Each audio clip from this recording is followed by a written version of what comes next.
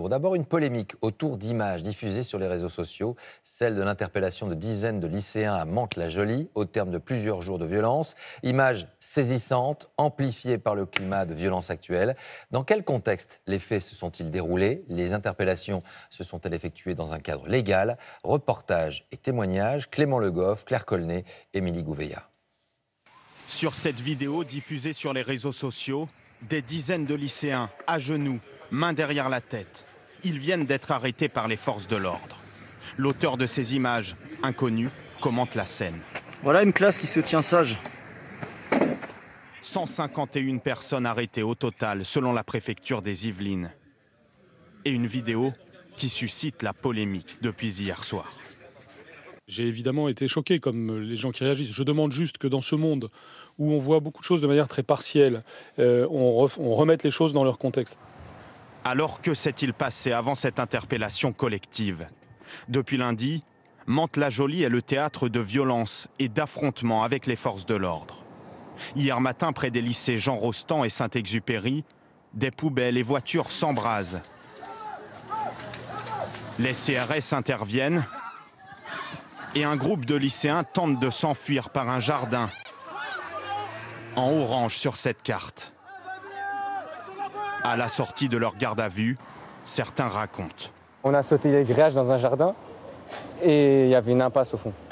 Et moi, quand j'ai vu les gens revenir, je me suis dit, ça y est, c'est mort. On va se faire péter. Du coup, on s'est pas traité. Du coup, ils nous ont mis par terre, mais vraiment par terre. Et côté armes contre le mur. Et ceux qui avaient rien, par terre. Ça a duré, le temps des fouilles et des palpations, ça a duré presque une heure quand même. Ils nous classifiaient par ceux qui avaient des armes de catégorie.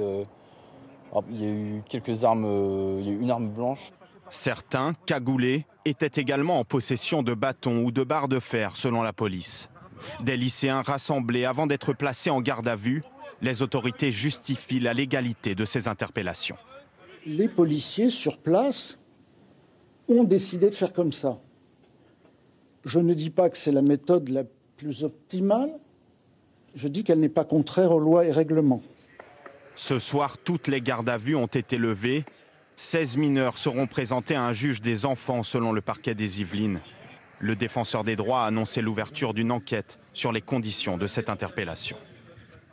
Et ces images n'ont pas apaisé le mouvement lycéen aujourd'hui, avec à la clé, comme depuis plusieurs jours, une violence en écho à celle vue sur les écrans de télévision, une expression de la violence selon les forces de sécurité, très spontanée, parfois relevant du quasi-virtuel dans sa forme, mais en fait bien réelle. Olivier Frénier avec Michael Spitzberg.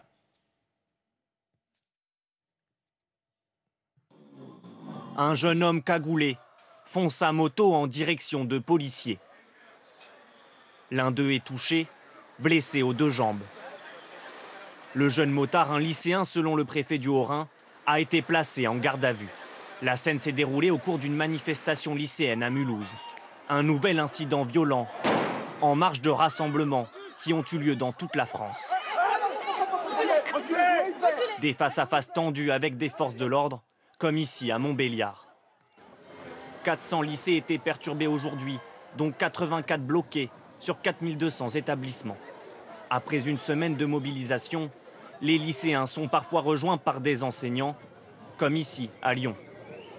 On se rend compte que les réformes qui ont été faites l'année dernière sur Parcoursup et qui s'annoncent avec la réforme du bac portent un risque de creusement encore plus important des inégalités.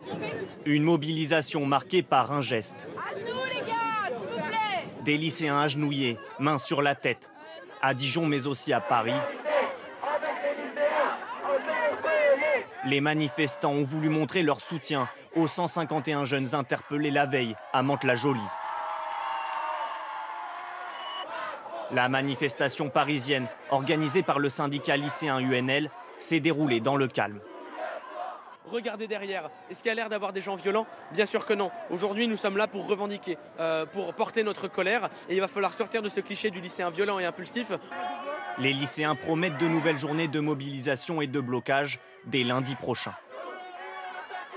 Dans le reste de l'actualité de ce vendredi, il est passé aux aveux. Jonathan Daval a craqué après 1h15 de confrontation avec sa belle-famille. Il a reconnu avoir tué son épouse Alexia, repoussant sa thèse un temps évoquée d'un complot familial. Angélique Etienne, Régis Massier.